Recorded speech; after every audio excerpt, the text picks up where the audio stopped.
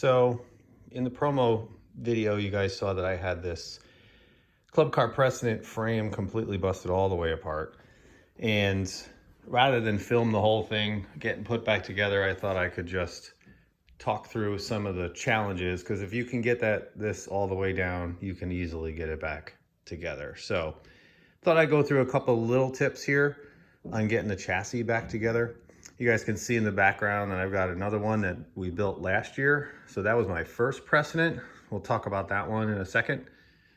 So this one, based off of some learnings off of that, I went ahead and changed a few things. So this one so far hasn't gotten a lift kit. All of this stuff that went back on is more or less factory, with exception to the shocks. The shocks are going to be new, front and rear.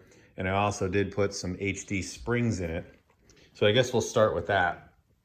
Putting the springs back together, the bushings, as per usual, were pretty shot. So when I ordered the spring kit, we went ahead and got bushings.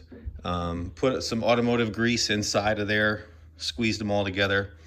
Got the brake cables back on. I did paint everything here, which is something that I didn't do with the previous one, and I wish I did. The casing here, I used a lot of automotive degreaser. I'll insert a photo of what this looked like prior here, so you can take a look at the before and after with that. So it came out really good. I'm happy with that.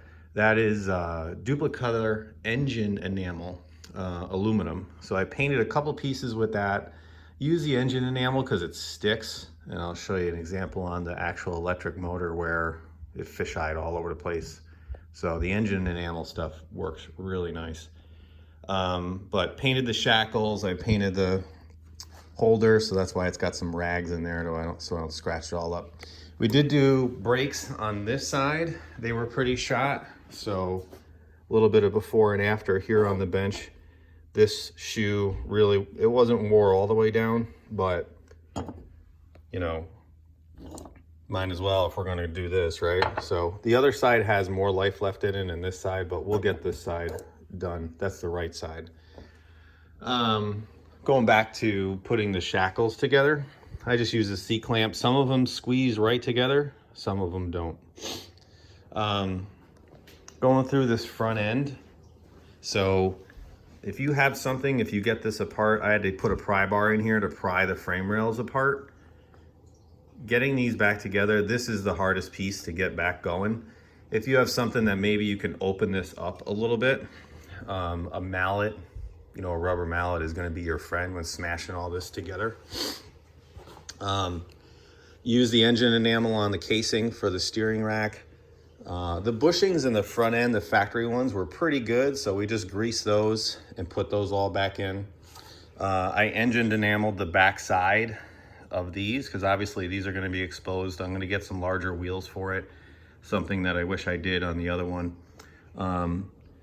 A lot of the paint on the front end of this is going to be the duplicolor engine enamel, just black semi-gloss. It comes out really good. I mean, I sanded and scuffed all this stuff, and you know, for what we're going to see when the body is back on the cart, really that stuff works really good. I did throw out the can of black, but this is what I'm talking about. These items, this brand of stuff. So this is the color that I did some of the aluminum pieces with, like the casing there. I did do the back axle with it because, you know, as you know, there might be some grease on a lot of these components, so you do it that way.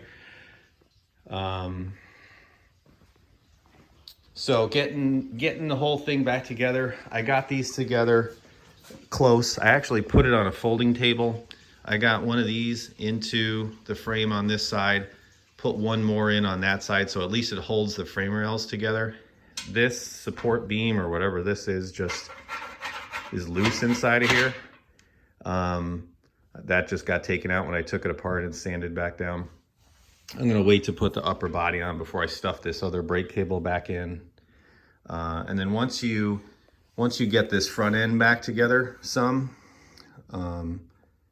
you can just sit here and play with it and align it and just shape it back in. And then this piece here will help you align the front end, align the rails back together.